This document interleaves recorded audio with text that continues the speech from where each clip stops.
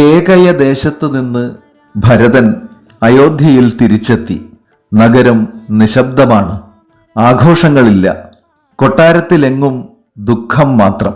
അപ്പോഴാണ് അദ്ദേഹം ഭയാനകമായ ആ സത്യം അറിയുന്നത്. ദശരഥ മഹാരാജാവ് അന്തരിച്ചു. ശ്രീരാമൻ വനവാസത്തിന് പോയി. ഇതെല്ലാം സ്വന്തം അമ്മയായ കൈകേയിയുടെ വരങ്ങൾ മൂലമാണ്. രാജ്യം ഇപ്പോൾ ഭരതന്റെ കൈകളിലേക്കാണ്.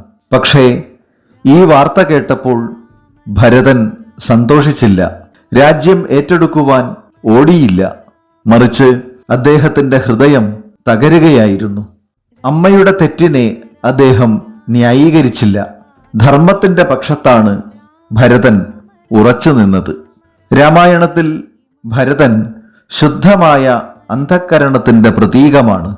ഭരതന് രാജ്യം സ്വീകരിക്കുവാൻ അവസരമുണ്ടായിരുന്നു. ആരും അദ്ദേഹത്തെ തടഞ്ഞിട്ടില്ല. പക്ഷേ ഭരതൻ സ്വയം ചോദിച്ചു, ഇത് ധർമ്മമാണോ?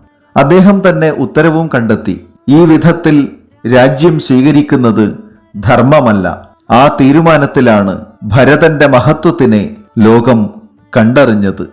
ഭരതന്റെ ജീവിതം നമ്മെ പഠിപ്പിക്കുന്നത് സാഹചര്യങ്ങളെ കുറ്റപ്പെടുത്താതെ എന്നും ധർമ്മപക്ഷത്ത് ഉറച്ചു നിൽക്കണം എന്നുള്ളതാണ്. കാരണം മഹാന്മാർ ജനിക്കുന്നത് സാഹചര്യങ്ങളിൽ നിന്നല്ല, ധർമ്മനിഷ്ഠയുള്ള തീരുമാനങ്ങളിൽ നിന്നാണ്.